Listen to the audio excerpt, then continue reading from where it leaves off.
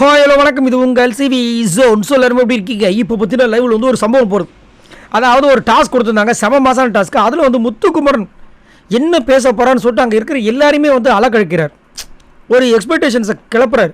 வெளியில் இருக்கிறவங்களும் சரி, உள்ளே இருக்கிறவங்களும் சரி, இவர் என்ன சொல்ல போகிறாரு, ஏன்னா இவர் எப்பயுமே சொன்னார்னா அதில் ஒரு அர்த்தம் இருக்கும், ஒரு சீரியஸ்னஸ் இருக்கும் அப்படின்றத புரிய வச்சுட்டார்.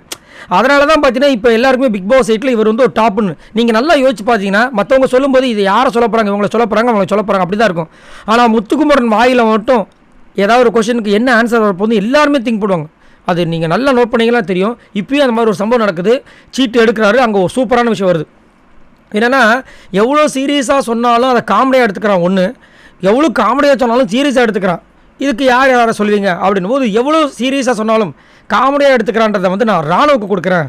அவனை கூப்பிட்டு குனியை வச்சு கும்முன்னு கும்மி ரத்தம் ஒழுக பாடம் எடுத்தாலும் எந்திரிச்சு இது ஜோக்கு தானே அப்படின்னு என்று கேட்கும் திறன்படுத்த என் அன்பு தங்கமே, என் அன்பு தங்கமே அப்படின்ற மாதிரி வந்துட்டு அது நீ தான் அப்படின்ற மாதிரி சொன்னார். சூப்பராக இருந்துச்சு.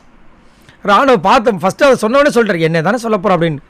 அது உண்மை தானே. ஏன்னா ராணுவ எல்லாத்தையும் காமெடியாகவே எடுத்துகிட்டு போகிறாரு. அது உண்மையிலேயே அவருக்கு ஒரு ப்ளஸ் பாயிண்ட்டாகவும் போயிட்டுருக்கு.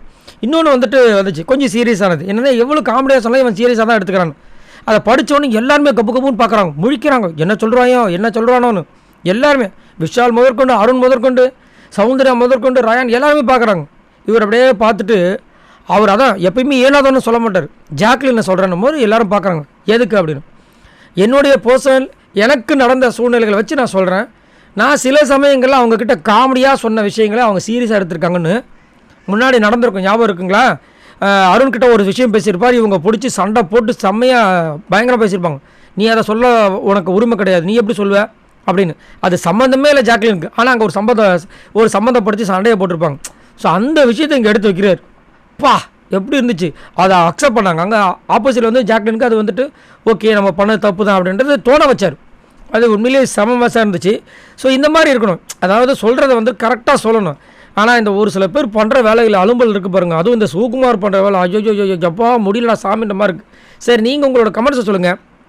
உங்களுக்கு இது வரைக்கும் இந்த 50 நாள் கடந்து பிக் பாஸ் போயிட்டுருக்கு. இதில் நீங்கள் இவங்களுக்கு தான் சப்போர்ட் பண்ணுவீங்கன்னு சொல்லி இது வரைக்கும் யாருக்கு நீங்கள் சப்போர்ட் பண்ணிகிட்ருக்கீங்க? இல்லை ஒரு சில பேர் வந்துட்டு இவங்க தாங்க ஸ்டார்ட் பண்ணேன், ஆனால் இப்போ கடைசியில் இவங்களுக்கு தான் நான் சப்போர்ட் பண்ணிட்டு இருக்கேன்னு நீங்கள் யாரை சொல்லுவீங்க? மறக்காமல் கமெண்ட்ஸ் பண்ணுங்கள். பாய் நண்பர்களே, மறக்காமல் இந்த வீடியோக்கு லைக்கை தட்டி விடுங்க. சப்ஸ்கிரைப் பண்ணிட்டு பாருங்கள் மக்களே.